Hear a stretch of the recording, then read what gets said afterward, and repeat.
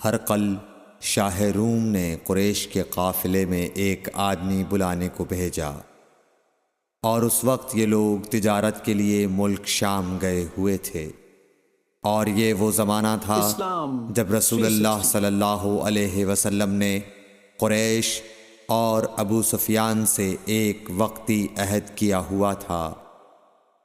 جب ابو سفیان اور دوسرے لوگ ہرقل کے پاس ایلیا پہنچے جہاں ہرقل نے دربار طلب کیا تھا، اس کے گرد روم کے بڑے بڑے لوگ، علماء، وزراء و امراء بیٹھے ہوئے تھے۔ ہرقل نے ان کو اور اپنے ترجمان کو بلوایا، پھر ان سے پوچھا کہ تم میں سے کون شخص مدعی رسالت کا زیادہ قریبی عزیز ہے؟ ابو سفیان کہتے ہیں کہ میں بول اٹھا کہ میں اس کا سب سے زیادہ قریبی رشتہ دار ہوں۔ یہ سن کر ہرقل نے حکم دیا کہ اس ابو سفیان کو میرے قریب لا کر بٹھاؤ اور اس کے ساتھیوں کو اس کی پیٹھ کے پیچھے بٹھا دو۔ پھر اپنے ترجمان سے کہا کہ ان لوگوں سے کہہ دو کہ میں ابو سفیان سے اس شخص یعنی محمد صلی اللہ علیہ وسلم کے حالات پوچھتا ہوں، اگر یہ مجھ سے کسی بات میں جھوٹ بول دے تو تم اس کا جھوٹ ظاہر کر دینا۔ ابو سفیان کا قول ہے کہ خدا کی قسم اگر مجھے یہ غیرت نہ آتی کہ یہ لوگ مجھ کو جھٹلائیں گے تو میں آپ صلی اللہ علیہ وسلم کی نسبت ضرور غلط گوئی سے کام لیتا۔ خیر، پہلی بات جو ہرقل نے مجھ سے پوچھی وہ یہ کہ اس شخص کا خاندان تم لوگوں میں کیسا ہے؟ میں نے کہا وہ تو بڑے اونچے عالی نسب والے ہیں۔ کہنے لگا اس سے پہلے بھی کسی نے تم لوگوں میں ایسی بات کہی تھی؟ میں نے کہا نہیں۔ کہنے لگا اچھا اس کے بڑوں میں کوئی بادشاہ ہوا ہے؟ میں نے کہا نہیں۔ پھر اس نے کہا بڑے لوگوں نے اس کی پیروی اختیار کی ہے یا کمزوروں نے؟ میں نے کہا نہیں، کمزوروں نے۔ پھر کہنے لگا اس کے تابعدار روز بڑھتے جاتے ہیں یا کوئی ساتھی پھر بھی جاتا ہے؟ میں نے کہا نہیں۔ کہنے لگا کیا اپنے اس دعوی نبوت سے پہلے کبھی کسی بھی موقع پر اس نے جھوٹ بولا ہے؟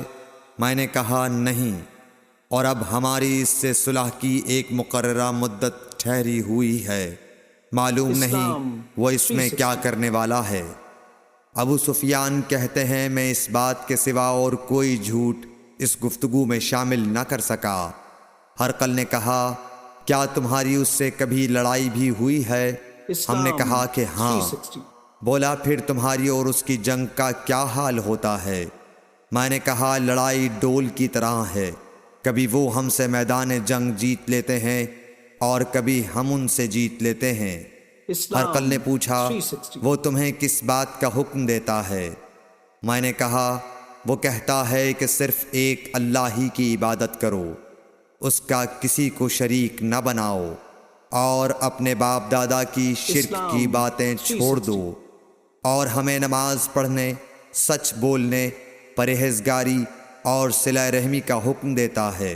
یہ سب سن کر پھر ہرقل نے اپنے ترجمان سے کہا کہ ابو سفیان سے کہہ دے کہ میں نے تم سے اس کا نسب پوچھا تو تم نے کہا کہ وہ ہم سے عالی نسب ہے، اور پیغمبر اپنی قوم میں عالی نسب ہی بھیجے جایا کرتے ہیں۔ میں نے تم سے پوچھا کہ دعوی نبوت کی یہ بات تمہارے اندر اس سے پہلے کسی اور نے بھی کہی تھی؟ تو تم نے جواب دیا کہ نہیں۔ تب میں نے اپنے دل میں کہا کہ اگر یہ بات اس سے پہلے کسی اور نے کہی ہوتی تو میں سمجھتا کہ اس شخص نے بھی اسی بات کی تقلید کی ہے جو پہلے کہی جا چکی ہے۔ میں نے تم سے پوچھا کہ اس کے بڑوں میں کوئی بادشاہ بھی گزرا ہے؟ تو تم نے کہا کہ نہیں۔ تو میں نے دل میں کہا کہ ان کے بزرگوں میں سے کوئی بادشاہ ہوا ہوگا تو کہہ دوں گا کہ وہ شخص اس بہانے اپنے آباء و اجداد کی بادشاہت اور ان کا ملک دوبارہ حاصل کرنا چاہتا ہے۔ اور میں نے تم سے پوچھا کہ اس بات کے کہنے یعنی پیغمبری کا دعویٰ کرنے سے پہلے تم نے کبھی اس کو دروغ گوئی کا الزام لگایا ہے؟ تم نے کہا کہ نہیں۔ تو میں نے سمجھ لیا کہ جو شخص آدمیوں کے ساتھ دروغ گوئی سے بچے وہ اللہ کے بارے میں کیسے جھوٹی بات کہہ سکتا ہے؟ اسلام اور میں نے تم سے پوچھا کہ بڑے لوگ اس کے پیرو ہوتے ہیں یا کمزور آدمی؟ تم نے کہا کمزوروں نے اس کی اتباع کی ہے۔ تو دراصل یہی لوگ پیغمبروں کے متبعین ہوتے ہیں۔ اور میں نے تم سے پوچھا کہ اس کے ساتھی بڑھ رہے ہیں یا کم ہو رہے ہیں؟ تم نے کہا کہ وہ بڑھ رہے ہیں، اور ایمان کی کیفیت یہی ہوتی ہے حتیٰ کہ وہ کامل ہو جاتا ہے۔ اور میں نے تم سے پوچھا کہ آیا کوئی شخص اس کے دین سے ناخوش ہو کر مرتد بھی ہو جاتا ہے؟ تم نے کہا نہیں۔ تو ایمان کی خاصیت بھی یہی ہے، جن کے دلوں میں اس کی مسرت رچ بس جائے وہ اس سے لوٹا نہیں کرتے۔ اور میں نے تم سے پوچھا کہ آیا وہ کبھی عہد شکنی کرتے ہیں؟ تم نے کہا نہیں۔ پیغمبروں کا یہی حال ہوتا ہے، وہ عہد کی خلاف ورزی نہیں کرتے۔ اور میں نے تم سے کہا کہ وہ تم سے کس چیز کے لیے کہتے ہیں؟ تم نے کہا کہ وہ ہمیں حکم دیتے ہیں کہ اللہ کی عبادت کرو، اس کے ساتھ کسی کو شریک نہ ٹھہراؤ، اور تمہیں بتوں کی پرستش سے روکتے ہیں، سچ بولنے اور پرہیزگاری کا حکم دیتے ہیں۔ لہٰذا اگر یہ باتیں جو تم کہہ رہے ہو سچ ہیں تو ان قریب وہ اس جگہ کا مالک ہو جائے گا کہ جہاں میرے یہ دونوں پاؤں ہیں۔ مجھے معلوم تھا کہ وہ پیغمبر آنے والا ہے، مگر مجھے یہ معلوم نہیں تھا کہ وہ تمہارے اندر ہوگا۔ اگر میں جانتا کہ اس تک پہنچ سکوں گا تو اس سے ملنے کے لیے ہر تکلیف گوارا کرتا۔ اگر میں اس کے پاس ہوتا تو اس کے پاؤں دھوتا۔ ہرقل نے رسول اللہ صلی اللہ علیہ وسلم کا وہ خط منگایا جو آپ نے وحیہ کلبی رضی اللہ تعالیٰ عنہ کے ذریعے حاکم بصرہ کے پاس بھیجا تھا، اور اس نے وہ ہرقل کے پاس بھیج دیا تھا۔ پھر اس کو پڑھا تو اس میں لکھا تھا، اللہ کے نام کے ساتھ جو نہایت مہربان اور رحم والا ہے۔ اللہ کے بندے اور اس کے پیغمبر محمد صلی اللہ علیہ وسلم کی طرف سے یہ خط ہے شاہ روم کے لیے۔ اس شخص پر سلام ہو جو ہدایت کی پیروی کرے۔ اس کے بعد میں آپ کے سامنے دعوت اسلام پیش کرتا ہوں۔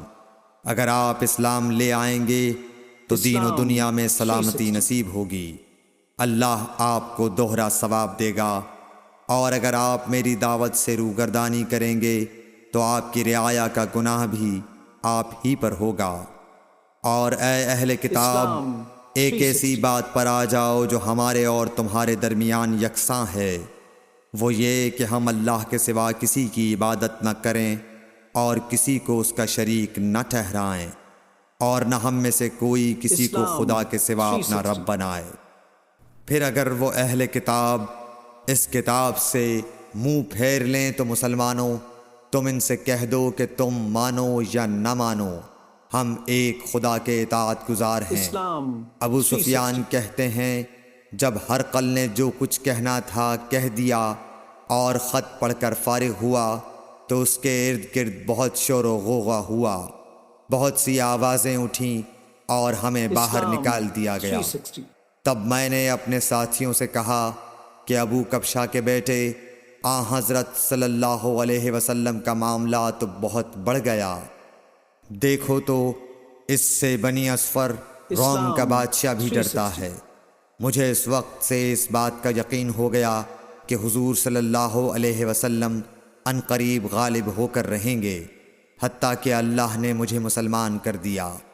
راوی کا بیان ہے کہ ابن ناطور ایلیا کا حاکم ہرقل کا مصاحب اور شام کے نصارہ کا لاٹ پادری بیان کرتا تھا کہ ہرقل جب ایلیا آیا ایک دن صبح کو پریشان اٹھا تو اس کے درباریوں نے دریافت کیا کہ آج ہم آپ کی حالت بدلی ہوئی پاتے ہیں، کیا وجہ ہے؟ ابن ناطور کا بیان ہے کہ ہرقل نجومی تھا، علم نجوم میں وہ پوری مہارت رکھتا تھا۔ اس نے اپنے ہم نشینوں کو بتایا کہ میں نے آج رات ستاروں پر نظر ڈالی تو دیکھا کہ ختنہ کرنے والوں کا بادشاہ ہمارے ملک پر غالب آ گیا ہے۔ بھلا اس زمانے میں کون لوگ ختنہ کرتے ہیں؟ انہوں نے کہا کہ یہود کے سوا کوئی ختنہ نہیں کرتا، سو ان کی وجہ سے پریشان نہ ہوں۔ سلطنت کے تمام شہروں میں یہ حکم لکھ بھیجیے کہ وہاں جتنے یہودی ہوں سب قتل کر دیے جائیں۔ وہ لوگ انہی باتوں میں مشغول تھے کہ ہرقل کے پاس ایک آدمی لایا گیا جسے شاہ غسان نے بھیجا تھا۔ اس نے رسول اللہ صلی اللہ علیہ وسلم کے حالات بیان کیے۔ جب ہرقل نے سارے حالات سن لیے تو کہا کہ جا کر دیکھو وہ ختنہ کیے ہوئے ہے یا نہیں۔ انہوں نے اسے دیکھا تو بتلایا کہ وہ ختنہ کیا ہوا ہے۔ ہرقل نے جب اس شخص سے عرب کے بارے میں پوچھا تو اس نے بتلایا کہ وہ ختنہ کرتے ہیں۔ تب ہرقل نے کہا کہ یہی محمد صلی اللہ علیہ وسلم اس امت کے بادشاہ ہیں جو پیدا ہو چکے ہیں۔ پھر اس نے اپنے ایک دوست کو رومیہ خط لکھا اور وہ بھی علم نجوم میں ہرقل کی طرح ماہر تھا۔ پھر وہاں سے ہرقل حمص چلا گیا۔ ابھی حمص سے نکلا نہیں تھا کہ اس کے دوست کا خط اس کے جواب میں آ گیا۔ اس کی رائے بھی حضور صلی اللہ علیہ وسلم کے ظہور کے بارے میں ہرقل کے موافق تھی کہ محمد صلی اللہ علیہ وسلم واقعی پیغمبر ہیں۔ اس کے بعد ہرقل نے روم کے بڑے آدمیوں کو اپنے حمص کے محل میں طلب کیا اور اس کے حکم سے محل کے دروازے بند کر لیے گئے۔ پھر وہ اپنے خاص محل سے باہر آیا اور کہا، اے روم والو، کیا ہدایت اور کامیابی میں کچھ حصہ تمہارے لیے بھی ہے؟ اگر تم اپنی سلطنت کی بقا چاہتے ہو تو پھر اس نبی صلی اللہ علیہ وسلم کی بیعت کر لو اور مسلمان ہو جاؤ۔ یہ سننا تھا کہ پھر لوگ وحشی گدھوں کی طرح دروازوں کی طرف دوڑے مگر انہیں بند پایا۔ آخر جب ہرقل نے اس بات سے ان کی یہ نفرت دیکھی اور ان کے ایمان لانے سے مایوس ہو گیا تو کہنے لگا کہ ان لوگوں کو میرے پاس لاؤ۔ جب وہ دوبارہ آئے تو اس نے کہا، میں نے جو بات کہی تھی اس سے تمہاری دینی پختگی کی آزمائش مقصود تھی، سو وہ میں نے دیکھ لی۔ تب یہ بات سن کر وہ سب کے سب اس کے سامنے سجدے میں گر پڑے اور اس سے خوش ہو گئے۔ بالآخر ہرقل کی آخری حالت یہی رہی۔ صحیح بخاری حدیث نمبر 7۔